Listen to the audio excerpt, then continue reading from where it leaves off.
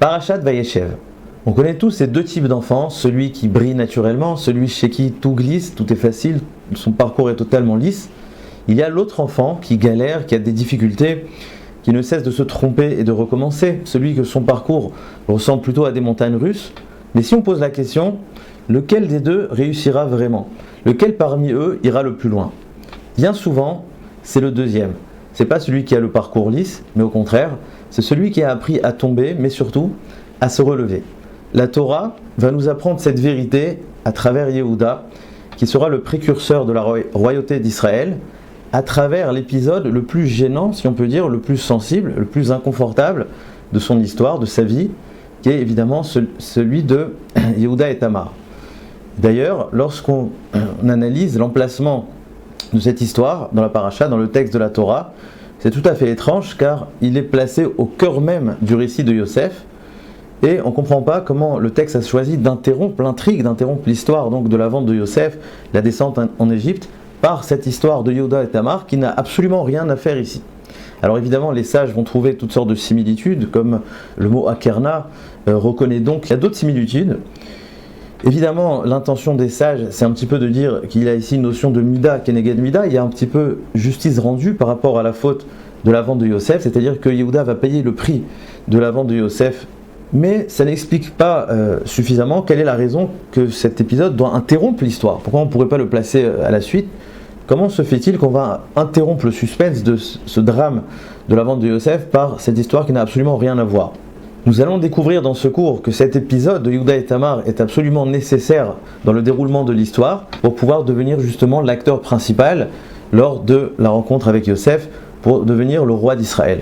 On va découvrir aussi dans ce cours que les fameux mots « Tzadka mimeni », elle est plus juste que moi, n'est pas simplement un aveu sur une faute, mais une révolution extrêmement profonde comme nous allons le découvrir. Pour comprendre cela, il faut un petit peu se remettre dans le contexte, dans la tête de Yehuda à ce moment-là, car lors de la vente de Yosef, Yehuda a une démarche très simple. Pour lui, le schéma était très très clair. Jusqu'à maintenant, il y a un seul héritier, un seul descendant principal de Abraham, comme aussi bien pour Yitzhak, pour Yaakov. Et donc naturellement, dans la suite, c'est exactement pareil. Ça sera Yehuda, ça sera un des enfants de Léa. Donc pour Yehuda, les rêves de Yosef, c'était des rêves, c'était une forme de fantasme. Les rêves d'un jeune un petit peu trop ambitieux. Pour Yehuda, c'était une évidence que la continuité allait se dérouler à travers un des enfants de Léa. Léa donc qui était la principale, celle qui a amené le maximum de Shvatim. Donc pour lui, la continuité devait être à partir de Léa. Et Yosef, les rêves de Yosef, c'était une aberration totale. Mais qu'est-ce qui va faire changer Yehuda de conception? Qu'est-ce qui va transformer Yehuda? Eh bien, c'est précisément l'histoire avec Tamar. Avant même le rapport avec Tamar, eh bien, la vie de Yehuda va s'effondrer. Comme le texte nous dit, Er et Onan vont mourir successivement après le mariage avec Tamar. Mais Yehuda va mettre toute la faute sur Tamar. Pour lui, c'est elle la femme meurtrière, c'est elle la porte-malheur. Donc il ne s'introspecte absolument pas à ce niveau-là. Or, les psukim nous disent exactement le contraire. Er et Onan vont être punis pour leurs fautes respectives. Comme nous savons, Er ne voulait pas de continuité, ne voulait pas d'enfant pour que Tamar reste belle, et Onan refusait d'amener une descendance pour son frère. Donc lorsqu'on analyse quelle était leur erreur, leur faute, c'était de ne pas emmener de continuité. On pourrait dire que Yehuda également s'est inscrit dans cette erreur, dans le fait qu'il refusait obstinément qu'elle se marie avec son troisième fils, Sheila. Donc pour Yehuda aussi, quelque part, toute la faute était sur Tamar et il refusait qu'il y ait ici une continuité. En revanche, Tamar s'est acharnée justement pour emmener cette continuité. Elle a été aux croisées de chemin, etc., comme nous connaissons l'histoire, précisément pour emmener un enfant à travers Yehuda. Donc on voit ici deux réactions diamétralement opposées. Il y avait Er, Onan et presque Yehuda qui refusaient, qui allaient à l'encontre un petit peu d'emmener cette continuité, face à Tamar qui s'est acharné, qui était prêt à tout pour emmener un enfant de Yehuda. Mais à quel moment Yehuda va comprendre? Quand est-ce qu'il y aura ce renversement où Yehuda va se remettre en question, va s'introspecter? Eh bien tout simplement lorsqu'il va être face à la réalité, lorsque Tamar va lui dire cette fameuse phrase « Akerna limi achotemet ve'apetilot ve'amate ». Alors évidemment, Yehuda avait le choix, avait la possibilité de tout renier. Lorsqu'il a déclaré cette phrase historique « Tzadka mimeni », elle est plus juste que moi, il ne s'agit pas seulement d'un aveu sur sa faute personnelle, mais d'un changement radical de conception. il a admis et reconnu à ce moment-là que la faute, l'erreur de Er et Onan provenait de lui. Si Er et Onan ont limité la continuité, la Hemshechiyut, eh bien c'est parce que lui-même avait une erreur dans ce domaine-là, par le fait qu'il a voulu restreindre, limiter la continuité de Yaakov. Pour lui, la continuité de Yaakov ne pouvait s'exprimer qu'à travers les enfants de Léa, et notamment par Yehuda, et non pas par les enfants donc de Rachel, par Yosef. Et c'est peut-être cela qui a amené Hervé Onan à ne pas vouloir d'enfants. On pourrait peut-être même envisager que, suite à la vente de Yosef, il trouvait que ça ne valait pas le coup justement d'emmener des enfants. Et donc Yehuda s'est remis en question. Il a compris à ce moment-là que ce n'était pas Tamar le problème.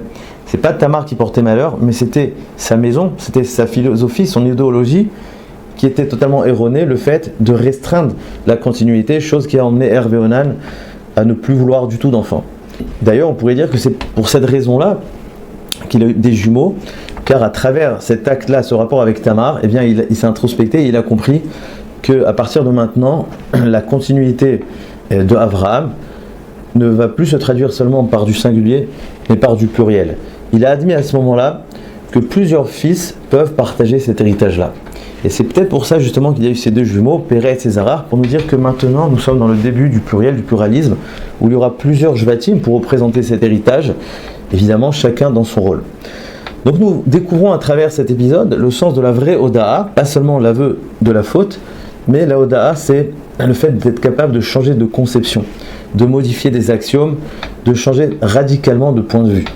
C'est le fait d'être capable d'accepter, d'intégrer, de modifier, de révéler. C'est ça le vrai sens profond de la Oda'a. Et c'est ça ce qui va lui donner ce statut de roi, d'être, comme nous avons dit, l'ancêtre de tous les rois d'Israël, car le roi par excellence c'est celui qui est Porez Geder, Meler Porez Geder, c'est-à-dire celui qui brise les frontières. La nature du roi, c'est celui qui est capable de dépasser les limites étriquées du système. C'est celui qui est capable de faire jaillir une nouvelle dimension dans le monde, avoir un nouveau regard sur le monde. C'est pas pour rien d'ailleurs que son fils, qui va être l'ancêtre de tous les rois de la lignée de David, de Yehuda, va s'appeler Péretz, Péretz qui veut dire éruption, un petit peu comme l'éruption du volcan. Donc nous retenons qu'un vrai leader, un vrai roi, n'est pas celui qui a toujours raison, mais bien au contraire, c'est celui qui est capable de se tromper, mais de reconnaître. C'est celui qui est capable de changer de conception, de porter la responsabilité de ses actes, qui est capable de changer de point de vue, de créer une ouverture sur un mur qui avait l'air totalement fermé. Peut-être, c'est pas pour rien que la notion de Hiboum apparaît précisément dans cet épisode de Yehuda et Tamar, car comme nous dit le Zohar, les deux matriarches de la royauté d'Israël sont Ruth et Tamar, qui eux deux vont faire recours à cette notion-là de Hiboum.